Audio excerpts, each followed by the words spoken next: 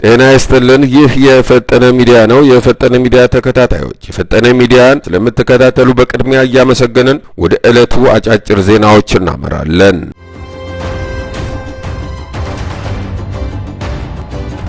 አሻም ዩቲዩብና ትርታ 97.6 ኤፍኤም የጋዜጠኛ ሶፎንያስ ዝግጅት በአስቸኳይ እንዲቋረጥ በአሻም ዩቲዩብና በትርታ 97.6 ኤፍኤም ላይ ጠንካራ ጥሪ ቀረበ።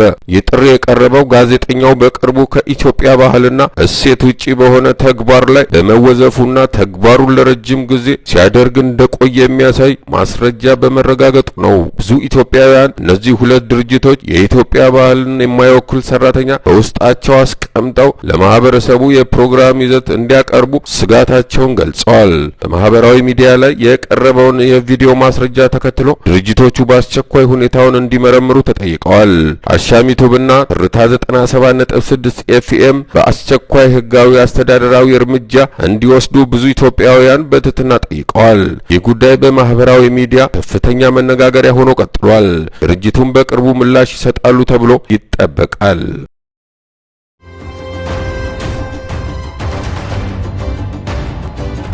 ለቀናት ጠፍተው የነበሩ የትግራይ ጊዜያዊ አስተዳደር ፕሬዝዳንት ሌተናል ጄኔራል ታደሰ ወረደ ዛሬ ከዓለም የምግብ ፕሮግራም ተወካይ ጋር በኢትዮጵያ መቀሌ ተገናኝተው ተወያይተዋል።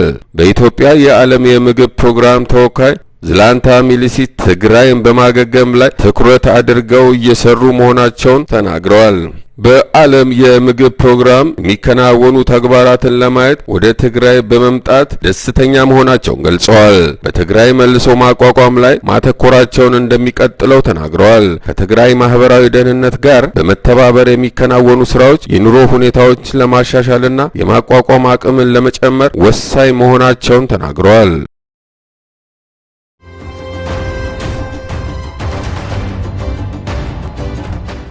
የምክር ቤቱ አባላት ቡጢ ገጠሙ። ይህ ቅዳሜ ዕለት በሶማሊያ ምክር ቤት ሞቃዲሾ ያጋጠመ ክስተት ነው። የፓርላማ አባላቱ ከህግ ባለሙያዎች ጋር ቡጢ ገጥመው ታይተዋል።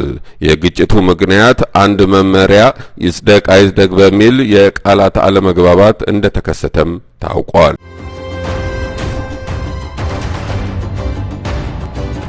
በዝርዝር የምንመለከታቸውን ዜናዎች እናቀርባለን። አብራችሁን ቆዩ።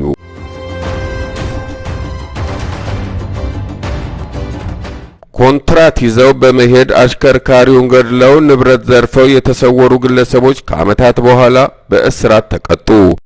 በቢሾፍቱ ከተማ አስተዳደር መጋቢት 4 ቀን 2015 ዓ.ም ጨለለቃ ክፍለ ከተማ አናታ የረራ ወረዳ ዳንኤል መለሰ የተባለ የባጃጅ አሽከርካሪ በድንገት መሰወሩን ከቤተሰብ ጥቆማ ደርሷል። ፖሊስ የባጃጅ አሽከርካሪዎች መነሻ አካባቢ ባደረገው ማጣራት ኮንትራት ተብሎ ሁለት ሰዎችን አሳፍሮ ወደ ኤረር ዋሊያ ፋብሪካ ወደ ተባለው አካባቢ መጓዙን ከባጃጅ ተራ አስከባሪዎች መረጃ ይደርሰዋል። በዚህም ከተወሰኑ ወራት በኋላ በአንድ ማሳ ውስጥ ለእርሻ የተሰማሩ አርሶ አደሮች አንድ ተገድሎ የተቀበረ አስክሬን አጥንት ያገኙና ለፖሊስ ሪፖርት ማድረጋቸውን የቢሾፍቱ ከተማ አስተዳደር ፖሊስ ዋና መምሪያ ኮማንደር ግርማ ማሞ ለብስራት ሬዲዮ ተናግረዋል። ፖሊስ ወዲያው በአካባቢው ተገኝቶ የተቀበረውን የሰው አስክሬን በማንሳት አጥንቱን በመለቃቀም በቀጥታ ለጳውሎስ ሆስፒታል ይልካል። የጳውሎስ ሆስፒታል የተላከውን ቅሪተ አካል መርምሮ የሰው ቅሪተ አካል መሆኑን ያረጋግጣል። ከወራት በፊት የጠፋው የባጃጅ አሽከርካሪ ቅሪተ አካል ይሆናል ተብሎ በመጠርጠሩ ከቤተሰብ መካከል የሁለት ሰው ደም በፌዴራል ፖሊስ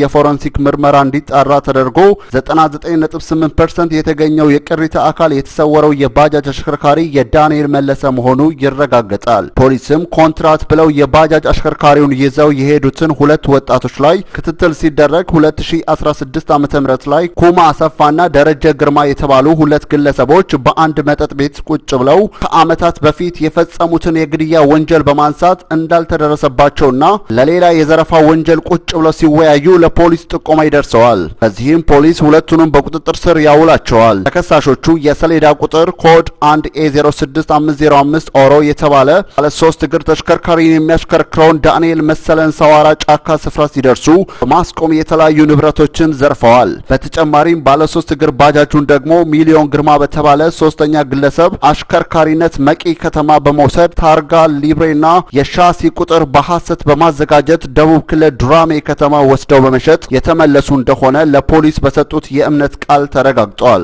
ፖሊስ ባለ 3 እግር አሽከርካሪውን ሚሊዮን ግርማን በቁጥጥር ስር በማዋል ተሽከርካሪውን ደቡብ ክልል ዱራሜ ከተማ ገጠራማ መንገድ የትራንስፖርት አገልግሎት ስትሰጥ በቁጥጥር ስር አውሎ ማስረጃነት ወደ ቢሾፍቱ ማምጣቱን ኮማንደር ግርማ ማሞ ገልጸዋል። ፖሊስም በሶስቱ ግለሰቦች ሰፊ ክትትልና ምርመራ በማድረግ የምርመራ መዝገቡን በአስክሬን ምርመራና በሌሎች ማስረጃዎች በማጠናከር ለአቃቢ ሕግ ይልካል። አቃቢ ሕግ በወንጀል ቁጥር 539 በከባድ ሰው መግደል ወንጀል ክስ መስርቷል። የቢሾፍቱ ከተማ አስተዳደር ከፍተኛ ፍርድ ቤት ህዳር 26 ቀን 2018 ዓ.ም በዋለው ችሎት ተከሳሽ ኩማ አሰፋና ደረጀ ግርማ እያንዳንዳቸው በ23 ዓመት እስራት እንዲቀጡ ሲወስን ሶስተኛው ተከሳሽ በወንጀል ድርጊት የተገኘውን ባጃጅ በማሻሻጡ በ20 ዓመት ጽኑ እስራት እንዲቀጣ ተወስኗል። ባለ 3 እግር ባጃጁ ለተጎጂዎቹ ቤተሰብ እንድትመልስ መወሰኑን የቢሾፍቱ ከተማ አስተዳደር አቃቢ ሕግ ጽሕፈት ቤት የተለያዩ ወንጀሎች ምርመራ ክፍል ኃላፊ አቃቢ ሕግ ሰኚ ነሞምሳ ለብስራት ሬዲዮ ተናግረዋል።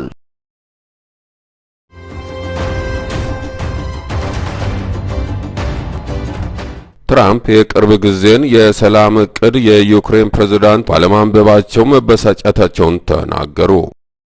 የዩናይትድ ስቴትስ ፕሬዝዳንት ዶናልድ ትራምፕ ዩክሬን ከሩሲያ ጋር የምታደርገውን ጦርነት እንዴት ማስቆም እንደሚቻል የሚያትተውን የቅርብ ጊዜውን እቅድ የዩክሬን አቻቸው ዘለንስኪ አላነበቡትም ሲሉ ተናግረዋል። በኬኔዲ ማዕከል ዋሽንግተን ውስጥ ለጋዜጠኞች በሰጡት መግለጫ ትራምፕ እንደተናገሩት የዘለንስኪ ሰዎች እቅዱን ወደውት ነበር ሲሉ አጥብቀው ተናግረዋል። ትራምፕ ሩሲያ ጥሩ ናት ብለዋል። ነገር ግን ዘለንስኪ ጥሩ ስለመሆኑ ግን እርግጠኛ አይደለሁም ሲሉ ተደምጸዋል። ዘለንስኪ ቀደም ሲል ዩክሬን ግዛትን ለሩሲያ አሳልፋ እንድትሰጥና የመከላከያ አቅሟን እንድትገድብ የቀረበውን ሐሳብ ተቃውመዋል።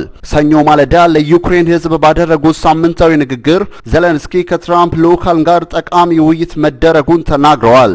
አክለውም የአሜሪካ ልዑካን የዩክሬን ዋና አቋም ያውቃሉና ውይይቱ ቀላል ባይሆንም ገንቢ ነበር። ስራችንን እንቀጥላለን። አንዳንድ ጉዳዮችን በአካል ብቻ መወያየት ይኖርብናል ብለዋል። በቀጠለው ውጊያ በሱሚ ክልል ሰሜን ምስራቅ በምትገኘው ኦክትሪካ ከተማ ሩሲያ በፈጸመችው ጥቃት ቢያንስ 7 ሰዎች በአንድ ሌሊት ቆስለዋል ሲሉ የክልሉ አስተዳዳሪ ኦሌግሪኮቭ ተናግረዋል። ይህ የሆነው ሰው አልባ አውሮፕላኖች አፓርትመንቶችን ከመቱ በኋላ ነው። በተጨማሪም በቼርኒቫል ጉዳት መድረሱ ተሰምቷል። እሁድ ዕለት በሩሲያ ጥቃቶች 4 ሰላማዊ ሰዎች መገደላቸው ይታወሳል። ባለፈው ሳምንት ብቻ በ1600 የሩሲያ ሰው አልባ አውሮፕላኖችና 70 የሚጠጉ ሚሳኤሎች ጥቃት ዩክሬን ደርሶባታል ሲሉ ፕሬዝዳንት ዘለንስኪ ተናግረዋል።